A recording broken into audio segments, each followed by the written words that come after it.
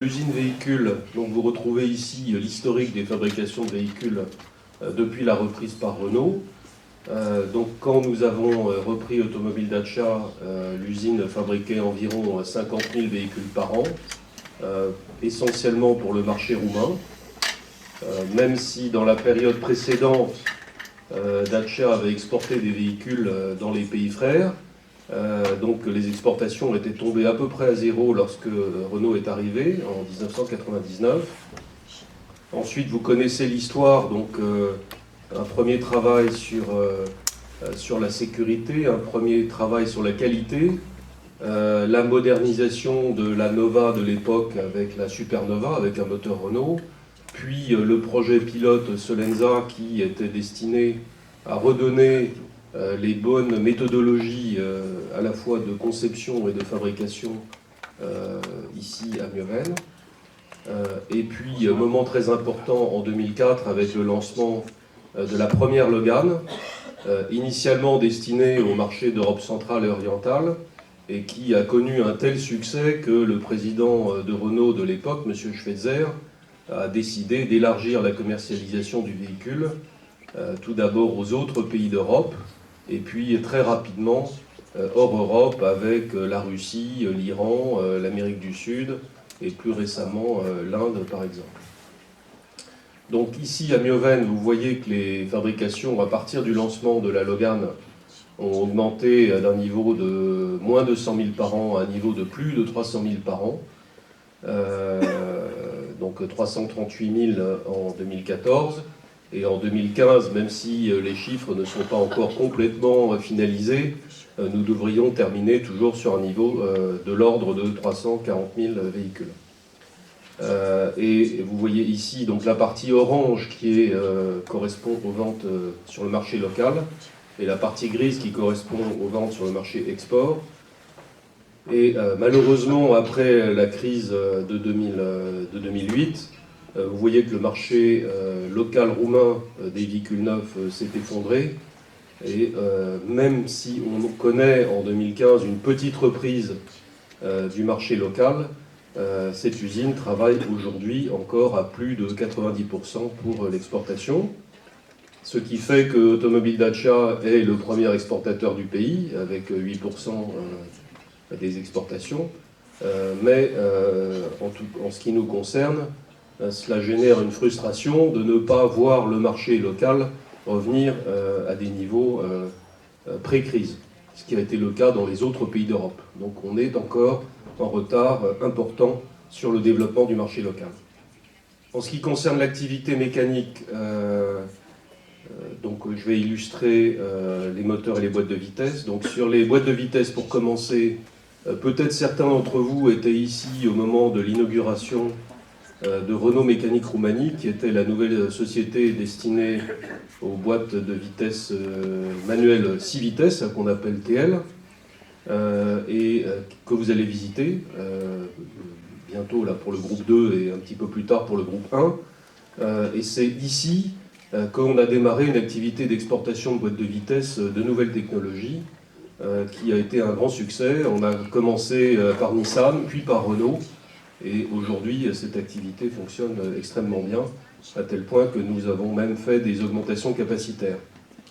Côté moteur, nous vivons une période de transition avec le remplacement du moteur K7, donc qui était le premier moteur de la Logan, par une nouvelle technologie de moteur qu'on appelle downsizing. Donc ce sont des moteurs de 900 et 1000 cm3 qui offrent des bonnes performances avec notamment un niveau de consommation réduit et qui se développent fortement et qui progressivement remplaceront l'ancienne génération de moteurs K7. En ce qui concerne la fonderie, en bas à droite en vert, donc fonderie aluminium sous pression, vous voyez que ça a été un grand succès puisque en démarrant à moins de 1000 tonnes par an, on va fabriquer cette année largement plus que 20 000 tonnes, Donc c'est un grand succès sur un process qui est assez technologique, qui demande beaucoup de savoir-faire, à la fois pour les matrices et pour la production. Et donc nous en sommes très fiers. Et puis l'activité châssis, elle, est un petit peu en baisse. C'est lié à des fluctuations de volume véhicule client. Mais nous sommes aussi en développement sur cette activité avec des nouvelles technologies qui arrivent. Donc l'usine mécanique, comme vous le voyez, accueille des nouvelles productions qui nous permettent d'exporter beaucoup. Dans les deux usines, vous verrez la mise en œuvre d'un système de production Alliance, donc c'est l'alliance Renault et Nissan. Je vous le rappelle, Renault et Nissan sont partenaires depuis 1999, la même année que la reprise de Dacia. Et en 2014, Renault et Nissan ont décidé de fusionner le système de production. Donc les usines de Renault et de Nissan, Renault comprenant Dacia Mioven, fonctionnent suivant les mêmes principes, à la fois pour les fabrications de véhicules et pour les fabrications de mécanique. Donc c'est ce qui s'appelle le Alliance Production Way. Donc cette Alliance Production Way, vous le verrez lors de la visite, ce sont des règles assez simples, héritées du système de production japonais de Nissan, très proche de celui de Toyota à l'origine, qui s'appuie sur un niveau de compétence et de dextérité des opérateurs. Donc vous verrez probablement pendant la visite des stands d'évaluation et d'amélioration de la dextérité des opérateurs. Ensuite, un management de ce qu'on appelle l'UEL, unité élémentaire de travail, UET en français et UEL en roumain, qui est un groupe de 15 à 20 personnes, ou 15, 20, 25 personnes, animé par un chef d'UEL, et où se déroule toute l'activité de production et le déploiement de l'ensemble des critères, notamment sur la qualité, sur la sécurité, sur les conditions de travail et sur l'efficacité et la performance au poste. Ensuite, en remontant toujours dans la pyramide, bien sûr, chaque UEL, chaque atelier, chaque département, chaque usine gère son amélioration continue sur l'ensemble des volets de performance, notamment tout ce qui est qualité, sécurité et performance industrielle. Et ceci s'inscrit dans ce qu'on appelle un déploiement d'objectifs qui s'appelle le Total Quality Management, qui est donc descend, lui, du groupe. Donc le groupe nous dit cette année vous devez progresser sur tel et tel indicateur et vous devez mettre en place des actions de rupture transversale. Donc ces actions descendent du sommet jusque dans les UET pour être mises en œuvre par les équipes. Dernier élément, nous fonctionnons sans stock. Donc la plupart de nos véhicules sont déjà prévendus à des clients lorsqu'on les fabrique. Et les pièces nécessaires pour fabriquer ces véhicules sont commandées de façon synchronisée à nos fournisseurs.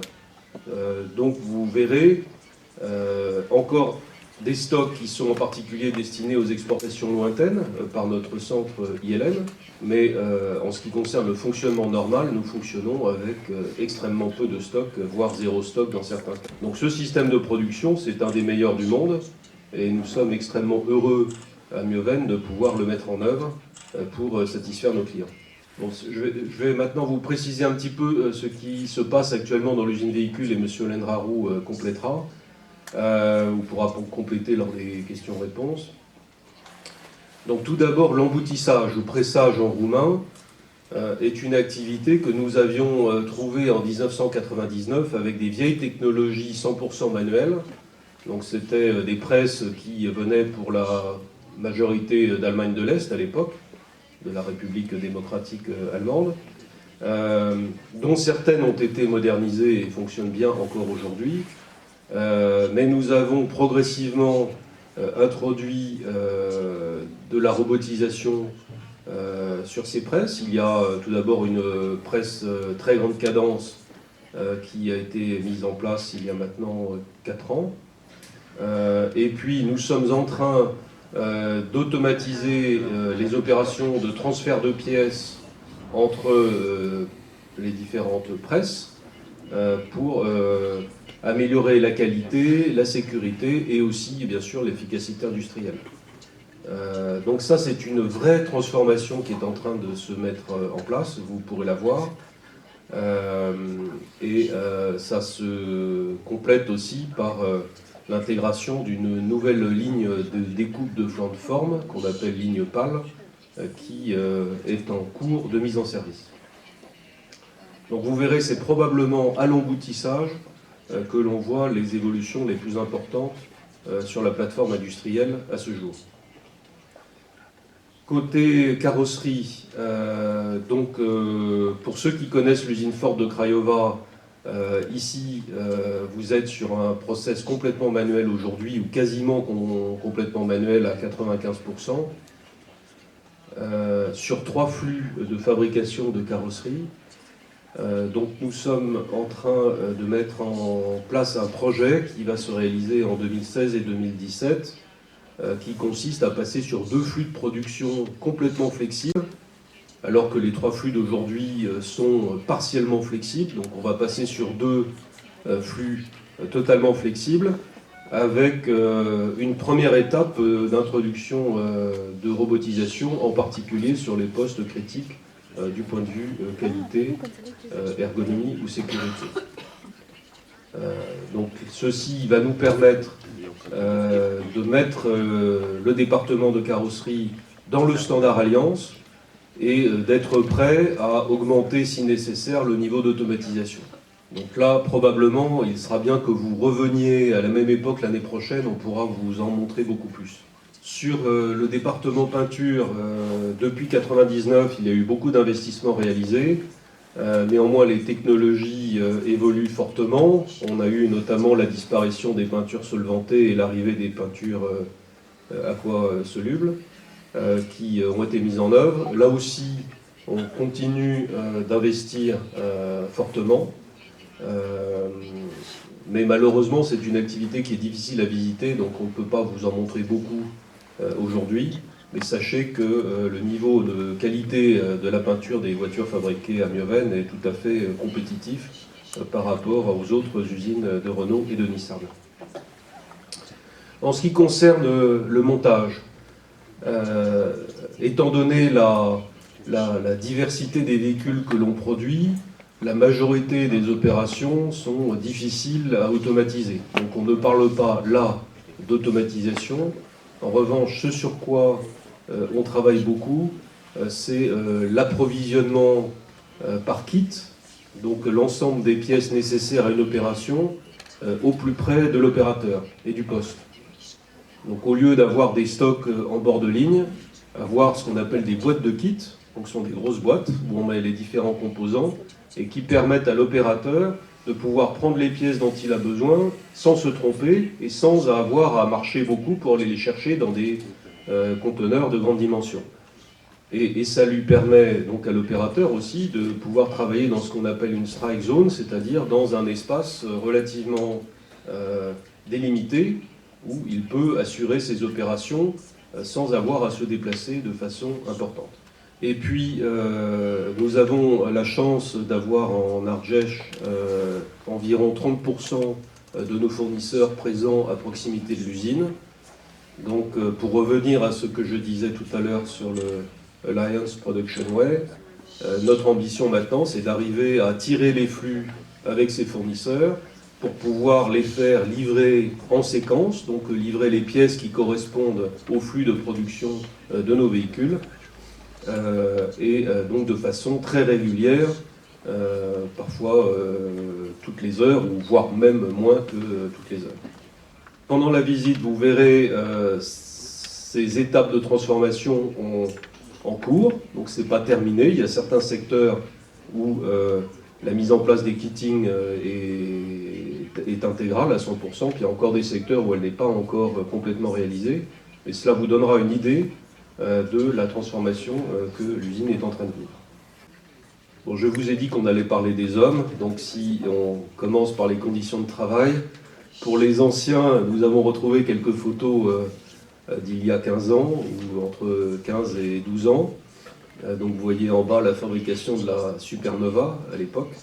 Je parlais de l'emboutissage tout à l'heure, donc c'était des moyens qui fonctionnaient mais qui étaient anciens par rapport à ce que met en œuvre Renault et Nissan. Et aujourd'hui, donc, nous avons investi fortement à la fois dans la modernisation de ces outils, mais aussi sur l'amélioration des conditions de travail qu'on mesure avec un indicateur sur l'ergonomie. Donc on a réparti les postes suivant 3 classements. Les postes verts, donc, qui ne nécessitent pas d'efforts particuliers et de risques sur la santé. Les postes jaunes, qui sont des postes plus difficiles sur lesquels il faut être vigilant. Et les postes rouges, qui sont des postes très difficiles, qui nécessitent une rotation des opérateurs régulière pour ne pas mettre en péril la santé et les conditions de travail. Donc vous voyez par exemple que sur l'usine mécanique à droite du MCD, nous n'avons plus de postes rouges aujourd'hui et nous n'avons quasiment plus de postes jaunes. Donc on peut dire que à 98%, l'usine mécanique assure des postes verts. En ce qui concerne l'usine véhicule, du fait des process, en particulier tôlerie, carrosserie et montage, donc nous avons encore un certain nombre de postes rouges, mais vous voyez qu'entre 2011 et 2014, on les a divisés par 2, et notre ambition, c'est de continuer à les réduire fortement, et en parallèle de réduire également le nombre de postes jaunes. Mais dès aujourd'hui, nous avons près de 60% des postes qui sont déjà verts, et nous allons bien sûr continuer à réduire les postes jaunes et les postes rouges. Donc ceci, c'est ce que vous pourrez voir pendant la visite. La photo à gauche est une illustration de la carrosserie, et à droite, l'assemblage en mécanique.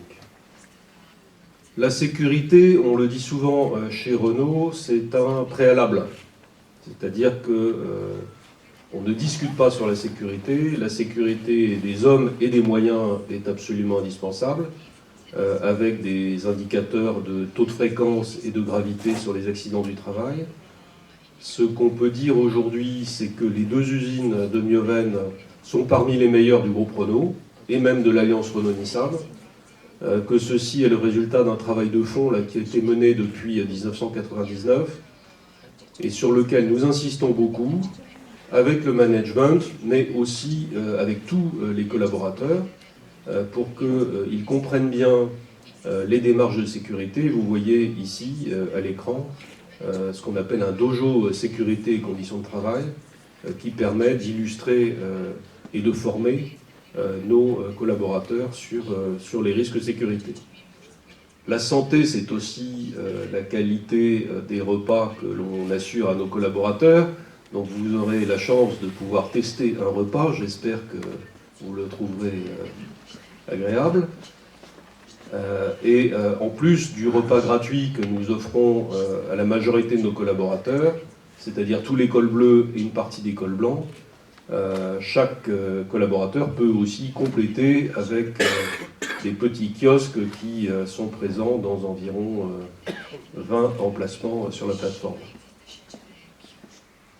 Avec mes amis de la direction des ressources humaines, nous anticipons les recrutements à mener dans les années futures, puisque nous continuerons à recruter, bien sûr, ici à Mieuven pour renouveler les générations.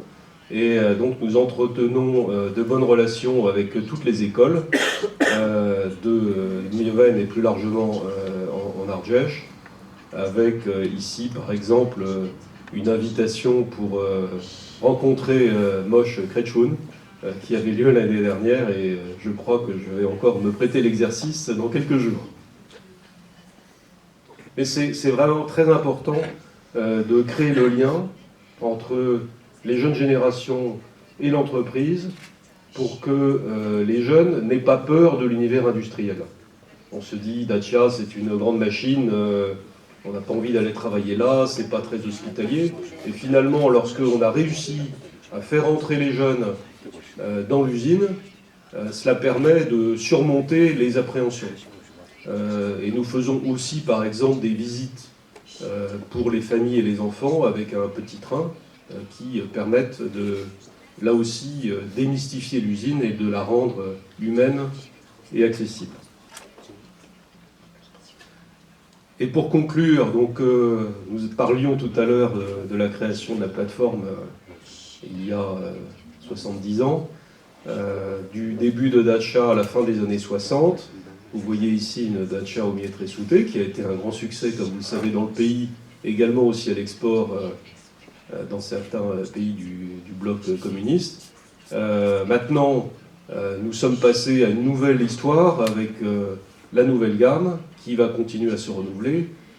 Et là où nous sommes vraiment très fiers, c'est d'avoir créé une fierté et une confiance dans la marque pour nos concitoyens roumains. Et ce n'était pas un pari facile, puisque Dacia n'avait pas forcément une très bonne image pour tous. Aujourd'hui, avec une part de marché de plus de 30% pour la marque Dacia en Roumanie, cela illustre bien que la marque est un succès pour, bien sûr, les clients professionnels, mais aussi pour les clients privés. Et nous souhaitons, bien sûr, continuer à renouveler le lien. Le dernier exemple, c'était la série limitée Duster Connected by Orange, qui est vraiment qui vise les familles. Donc c'est vraiment là où nous allons continuer à insister sur notre belle marque nationale.